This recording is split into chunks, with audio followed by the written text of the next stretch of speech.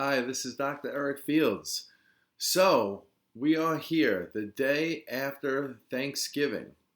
And if you've been following some of my videos leading up to this day, I've been talking a lot about how the holiday season can be a really powerful time, actually, to start a weight loss program. Because if you can manage to lose weight and make changes during this season, anything is possible. So, how did you do? How did you do yesterday? Was it business as usual, or did anything about your behavior change around food? Who won, food or you? And you might be wondering, what is winning anyway? Well, winning is when you are in control of food, not the other way around. Winning is when you are able to use food for sustenance and some enjoyment, but put limits on how much you digest or ingest rather, and how much food is really playing a part in the festivities. So a holiday like Thanksgiving is all about food, right? And football and the Macy's parade and things like that too. But the highlight is food for sure. From the appetizers and hors d'oeuvres to the big meal to the desserts, it's a food infused holiday for sure.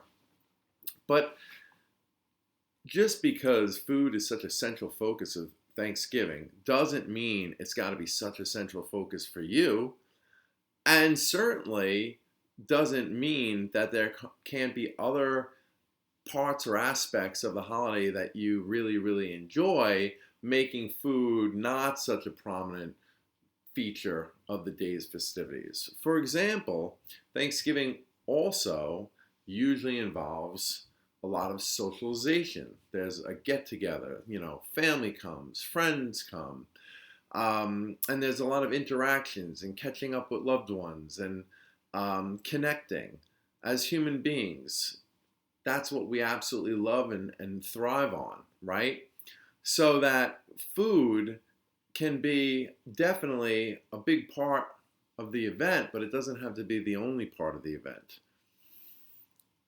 Winning in this regard is being in control of yourself and not letting yourself be influenced so much by food, not acting like an automaton.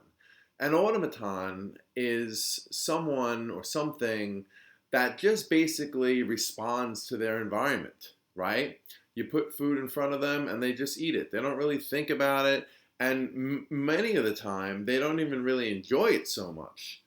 One of the things that I'm going to start talking about in the next couple of videos is how we can really increase our awareness in the moment and really make decisions really on a micro level in terms of taking a bite to eat, then determining whether or not we want another bite to eat, enjoying each bite, et cetera, et cetera, et cetera, so that we're never just kind of acting like this automaton where we're just, consuming food and not even realizing how much we're consuming and not even enjoying it, not even like paying attention to it, which sounds kind of silly, right?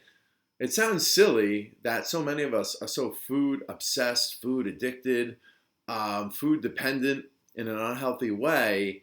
It sounds so crazy that we don't even really pay that much attention to it once we're actually eating it.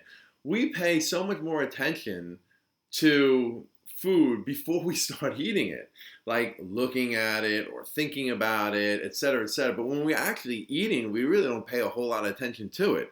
So that's really ironic that we can be so obsessed with something, but yet once we're actually engaging in it, it doesn't even take so much of our attention. And it becomes this mindless kind of act.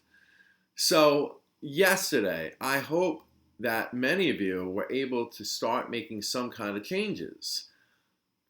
And if you weren't able to make any kinds of changes yesterday, that's okay, because today is a new day And today can be the day where you say, hey, it was business as usual yesterday. Why didn't I make any changes? You know what? I'm going to make some changes today. That's it. And you know what? You don't have to engage in this now or never, all or nothing thinking. You don't have to think like, oh, I blew it. I had a great opportunity yesterday, like Dr. Fields said, but I blew it. I didn't do any changes. I didn't do anything differently. No, don't think that way. Think you didn't do it yesterday, but you certainly can do it today. And if you don't do it today, you can do it tomorrow.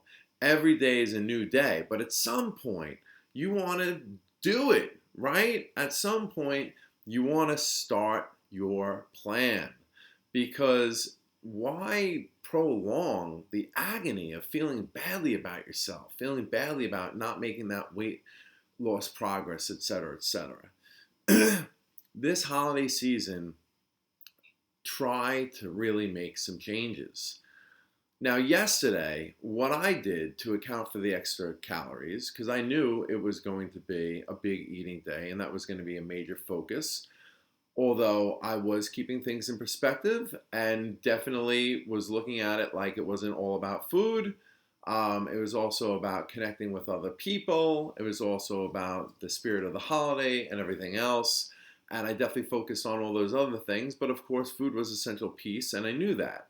So what I did yesterday was I made sure I got a lot of exercise. So we don't live too far from Central Park.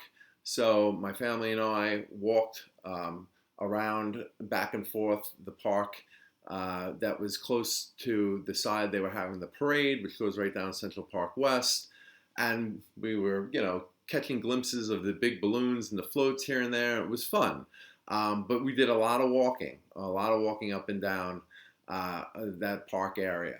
And then I went to the gym and I did a pretty rigorous kickboxing routine. I fasted till about 1 o'clock p.m. when I knew that is the time where the appetizers are broken out and the hors d'oeuvres start flowing. So I wanted to kind of put myself in a really good deficit before I even started eating. And then I had my fair share of appetizers. I love appetizers. I was really trying to pay attention to my satiety cues and really enjoy what I was eating and be in the moment, which I'm going to go over more in the next couple of videos. And then when the big meal came, I wasn't starving. I wasn't ravaging. I didn't feel like I needed seconds or thirds. I mean, I got a little bit of everything that was out on the table, and I felt very fulfilled and really good. I enjoyed all the food that I ate, and I skipped the desserts. That's just me. I'm not really a big dessert person. So that's like extra calories that I feel like I'm not going to really enjoy that much anyway. And then so now that brings us today. And today I was back eating my normal, usual way of eating.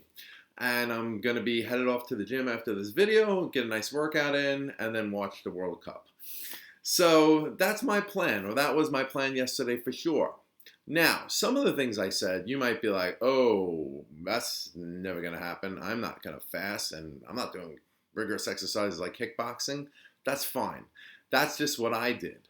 What you do might be very different, and your choices may be very different, and that's totally fine. The name of the game, though, is to have a special strategy for those higher calorie days like Thanksgiving or other holidays, and really approach it with a game plan.